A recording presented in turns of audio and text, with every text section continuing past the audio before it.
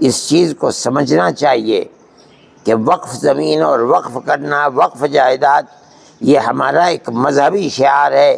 ہندوستان کے دستور نے ہمیں اپنے مذہب کے اندر آزادی دی ہے۔ یہ ایک بدقسمتی کی بات ہے کہ ملک کا وہ سیکولر دستور جس کے اندر ہر اقلیت کو اور خاص طور پر مسلم اقلیت کو اپنے مذہب کے ساتھ زندہ رہنے کا حق دیا گیا ہے، اس حق کو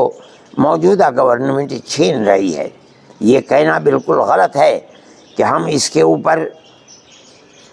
دست درازی نہیں کر رہے ہیں، بلکہ ہم اس کے نظم و انتظام کے لیے جو کمیٹیاں بنا رہے ہیں اس کے اندر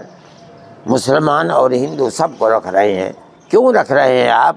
جو ہمارے مذہب کا مسئلہ ہے، ہم اپنے مذہب کے مسئلے کو خود نمٹیں گے۔ آپ کو بنانا ہے،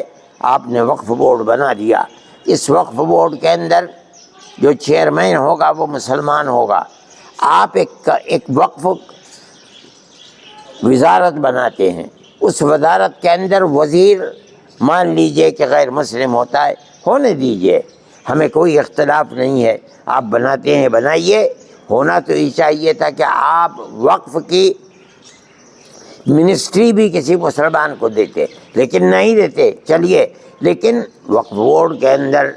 آپ کو دخل دینے کے لیے بے ایمانہ کہ آپ اتنی بڑی تعداد کے اندر اس میں غیر مسلموں کو لے آئیں جو ہمارے اوقاف کو جانتے نہیں، وقف کے مسائل کو نہیں جانتے، وقف کی اہمیت کو نہیں جانتے، وقف ہے مذہبی چیز یا نہیں ہے اس کو نہیں جانتے، وہ لوگ وقف کے اندر داخل ہوں گے تو اس کا مطلب یہ ہے کہ وہ ہمارے اوقاف کو کھا لیں گے۔ اس لیے ہم تو کھلے طور پر کہتے ہیں کہ اگر اوقاف کو اس ترمیم کے ساتھ جس کو آپ لے کر کے آئے ہیں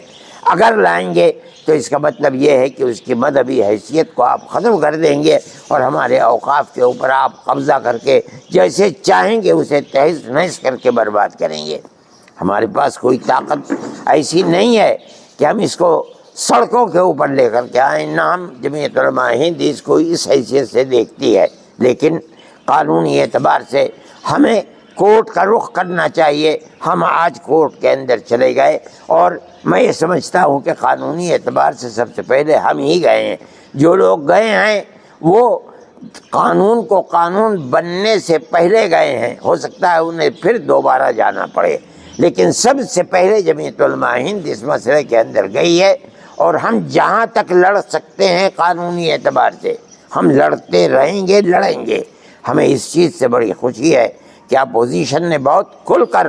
ہمارا ساتھ دیا ہے، اور خاص طریقے پر کانگریس نے، جس نے در حقیقت اس دستور کو بنانے کے اندر بنیادی کردار ہمارے ساتھ مل کر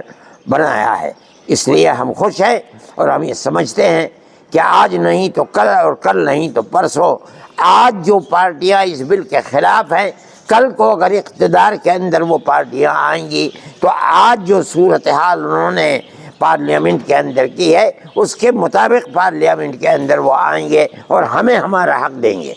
میں اس بات کے ساتھ اپنی اس بات کو عوام تک پہنچانا چاہتا ہوں کہ ہم کسی بھی مسئلے کے اندر سڑکوں کے اوپر نہیں آتے، اور ہم یہ سمجھ رہے ہیں کہ سڑکوں کے اوپر آنا مسلمان کے لیے مفید بھی نہیں ہے۔ ہماری لڑائی گورنمنٹ سے ہے، ہم کورٹ میں جاتے رہے ہیں، آسام کے مسئلے کے اندر کورٹ میں گئے ہیں، خود جو ملکی مسائل ہیں ان کے اندر گئے ہیں، اور ہمیں اللہ کے فضل و کرم سے سپریم کورٹ سے پورے حقوق ملے ہیں۔ ہم اس اپنے نظریے کے ساتھ آ رہے ہیں اور سپریم کورٹ میں گئے ہیں کہ اللہ اگر چاہے گا تو انشاءاللہ ہم یہاں جیتیں گے، اس لیے کہ دستور کے الفاظ بالکل کھلے ہوئے ہیں۔ ہم اس دستور کے ساتھ آئیں گے، ان دفعات کے ساتھ آئیں گے تو انشاءاللہ ہم کامیاب ہوں گے۔ ہم عوام سے کہتے ہیں کہ جو ہم نے وعدہ کیا تھا بالکل ابتدا کے اندر کہ ہم کورٹ میں جائیں گے، الحمدللہ آج ہم کورٹ میں چلے گئے۔ ہو سکتا ہے کہ ہم اپنی اکائیوں سے صوبوں کے اندر کہیں کہ وہ اپنے اپنے صوبے کے ہائی کورٹ کے اندر بھی جائیں، ہم سپریم کورٹ کے اندر پہنچے ہیں۔ اللہ سے دعا ہے کہ ہم جس چیز کو لے کر چل رہے ہیں ہمارے مذہب کو حفاظت اللہ تعالیٰ عطا فرمائے اور ہمیں کامیابی عطا فرمائے۔